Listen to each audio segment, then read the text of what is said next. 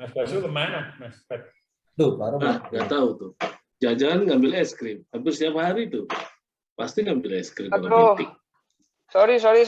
Tadi ngambil ini aku. Nah, meeting. Beneran kan? kalau lagi nggak hujan mana es krim, Pak? Wih, segar. Nah, hujan-hujan tapi tetap enak lah makan es krim. Ya kalau gitu bagi-bagi, Pak Basu. Ini es krim ini produknya Unilever. Oh. Ini favoritku ini. Magnum ya, Pak? Unilever itu produksi es krim juga, dah? Wah, jangankan es krim, mulai dari sabun, alat kecantikan, mungkin kehidupan kita tuh nggak terlepas dari Unilever, produk Unilever. Bener juga ya. Ini banyak banget. Ya, perusahaan besar di seluruh dunia aja pegawainya bayangin, 149.000 pegawai di 190 negara. Produknya itu 400 produk, 81% itu market leader. Ya, jadi kenapa Unilever maju? Itu karena dia memang visi dari pendiri perusahaannya itu mempunyai tujuan mulia, yaitu menangani isu-isu global, ya, memberikan kehidupan yang lebih baik bagi orang yang menggunakan produknya, ya, dan kehidupan yang ramah lingkungan, gitu. Nah, itu semua tergabung dalam apa yang namanya USLP, Unilever Sustainable Living Plan. Oke. Nah, itu ada 3 pilar tuh Unilever itu di USLP itu. 1, meningkatkan kesehatan dan kesejahteraan. Ya, terus yang kedua, mengurangi dampak lingkungan. Yang ketiga, meningkatkan mata pencaharian. Itu di 3 program itu banyak sekali programnya. Tapi yang paling menggelitik bagi saya ya, bayangin, produk Unilever itu digunakan hampir sepertiga penduduk dunia, 2,5 miliar, bayangin. Kalau mereka menggunakan itu, sampahnya itu seberapa tuh? Banyak banget tuh, Mas itu. Minimal tahu aku. Sampah dunia, Pak Basu, kalau gitu. Oh iya, itu makanya. Tapi nggak tahu aku gimana cara mereka nggak punya ini kah apa? Nggak merasa berdosa terhadap bumi ini atau gimana kira-kira ya? Nah, program-programnya itu Pak. Mereka nanti punya program-programnya. Kalau aku pernah baca tuh Pak Basu. Jadi kalau di Unilever itu memang menjadi satu challenge tersendiri tuh. Bagaimana dia itu kan kontribusinya besar tuh terhadap sampah yang ada di dunia yang tadi Pak Basu bilang kan hampir masyarakat dunia menggunakan produknya. Nah, dilemanya adalah Unilever itu kan hampir semua produksinya kan menggunakan kemasan plastik tuh. Nah, dengan CSR yang dibuat dengan isu dampak lingkungan, dia mau berkontribusi untuk menyelamatkan kehidupan orang banyak ya terkait dengan sampah plastik. Ya, penyumbang sampah plastik itu ya Unilever sendiri. Nah, tapi manajemennya cukup baik sih. Dia itu punya komitmen untuk bagaimana mengurangi dari sampah plastik yang dia produksi sendiri.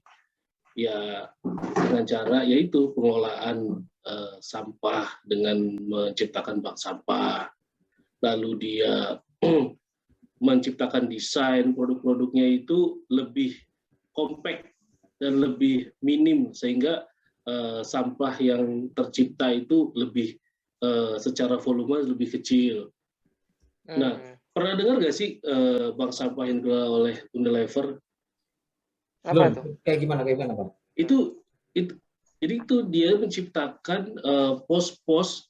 Jadi orang-orang bisa buang sampah ke pos-pos yang udah diciptakan oleh mereka di tempat-tempat titik-titik tertentu yang memang mudah untuk dijumpai. Sehingga itu di Indonesia tuh, di Indonesia. Di Indonesia udah. Wah, Dan lumayan ya? loh. Lumayan, dan dia ikut melibatkan tetanggaku juga ada tuh Bang Feb. Oh ya. Oke. Melibatkan ini pemulung. Hampir 5 juta pemulung itu dilibatkan untuk berpartisipasi mengurangi sampah plastik. Dan itu yang nggak sangka juga sih. Lumayan juga ikut mengangkat pemulung sendiri selain ingin mengurangi dampak sampah plastik. Jadi mereka punya tanggung jawab ya terhadap pengelolaan sampah itu ya. Iya. Dan semua kebijakan produknya itu ya komitmennya untuk mengurangi dampak sampah. Dan misalnya Rinso nih, dia menciptakan tutup plastik sehingga bisa dipakai refill sehingga tidak langsung dibuang, bisa digunakan. Misalnya juga Sunlight yang tadinya kita lihat dulu kan Sunlight kan kemasannya besar tuh, sekarang dikompek sama dia tuh, bahkan bisa didaur ulang atau digunakan kembali. Jadi kita tinggal beli isinya, lalu kita gunakan botol yang pernah kita beli, dituang kembali ke situ.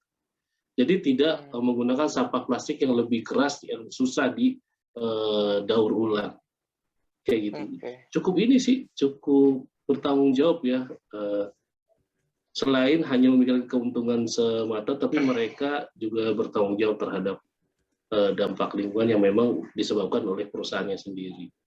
Ya itu dilema juga sih menurutku sih, sesuatu yang gimana dia bisa mendistribusikan dengan mudah, dengan aman, tetapi dia juga bisa dengan menggunakan plastik itu sendiri, tapi dia juga ingin bertanggung jawab yang tadi Pak Basu bilang. Itu salah satu program CSR-nya dia yang dampaknya besar ya itu ya. Besar karena ya bayangkan aja setiap rumah menggunakan produknya dia membuang sampah, ya entah sampah itu kalau nggak dikelola ya akan menumpuk di mana kita kan nggak tahu kalau nggak dikelola dengan baik. Tapi CSR-nya Unilever itu selain masalah sampah, sebenarnya mulai dari bahan bakunya aja mereka udah menggunakan program-program CSR loh. Yang tadi Mas sempat sebutin tadi itu Sustainable Living Plan itu kan sebenarnya rencana mereka untuk bagaimana dampak positif bagi masyarakat. Jadi keberadaan Unilever itu ada dampak positifnya buat masyarakat. Itu dari mulai bahan-bahan bakunya mereka udah pikirin. Jadi ya pantas saja ya kalau namanya gede gitu ya, karena mereka bahan bakunya mereka mikirin, masyarakatnya harus ngapain, sosial dan lingkungannya gimana, itu mereka udah pikirin. Tadi yang Sustainable Living Plan, belum yang programnya yang gede juga, itu yang Sustainable Agriculture. Itu aku baru baca nih gara-gara ngobrolin ini tadi, aku coba browsing ya. Apa itu program-programnya itu ternyata mereka itu bahkan ngurusin tadi agriculture, urusan tanah, urusan nutrisi gitu ya, petaninya, sampai coro jualan petaninya diajarin. Yaitu untuk mengamankan, salah satu cara untuk mengamankan supply chain-nya mereka mungkin ya. Betul. Itu pantas kalau jadi tadi gede banget sampai es krim, sampai kecap, kedelainya aja tuh yang berkualitas, nggak cuma kayak kedelai yang buat bikin tempe itu bikin gigi patah gitu. Jadi benar-benar itu mereka tuh kesejahteraan masyarakat dipikirin. Itu menurutku perannya di situ. Keren. Tapi menarik Pak Indra, karena selain memikirkan kepentingan keberlangsungan perusahaan, dia juga mikirin stakeholder yang memang dari konsumennya itu juga ya. Iya. Memang dampaknya terhadap perusahaan itu sendiri ya. Iya benar. Sampai segitunya. Betul. Cuman bisa jadi gini. Aku mungkin kepikiran gini juga ya Pak Indra. Kan udah cukup perfect banget tuh. Artinya seluruh bisnis proses si Unilever itu mendukung perkembangan si Unilever itu sendiri yang sejalan dengan kesejahteraan lingkungan sekitar gitu ya.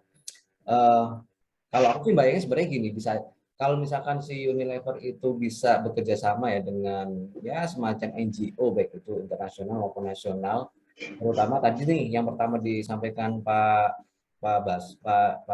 Febri ya terkait dengan lingkungan sampah lingkungan gitu ya. Pasti banyak sekali isu-isu global dunia terkait dengan lingkungan ya kan. Apalagi Unilever kan bukan di Indonesia aja ya kan. Nah, dia bisa jadi semacam inisiator lah atau contoh teladan perusahaan yang bertanggung jawab. Itu pastinya nanti mereka bisa jadi role model nantinya seperti itu. Setuju. Apalagi pemerintah Indonesia kan sebenarnya kan di Kementerian Lingkungan Hidup juga kan punya program yang serupa nih. Cuman mereka kan bisa jadi best practice bahkan ya praktis, dan itu pun akan membentuk kampanye image yang bagus buat si Iya, setuju. gitu. Iya sih, itu kedepannya harusnya dia bisa kayak gitu ya. Iya. Lebih ini ya. Sama nih sebenarnya kedepannya kita ini mau ngapain? Kenapa jadi ngomongin Unilever kan kita katanya mau ngerjain tugas. Mau ngerjain tugas. Kan mau nyiapin Betul. Mau nyiapin untuk ujian nanti siang. Ujian. Salah satunya materinya ini loh Pak Indra. Oh Ini gitu. kebetulan banget nih. Bener nggak? Walah, tak pikir ujiannya tuh tertulis, nyari kisi-kisinya belum dapetin. Udah, kita mulai dulu aja lah. Ya udahlah. Mulai.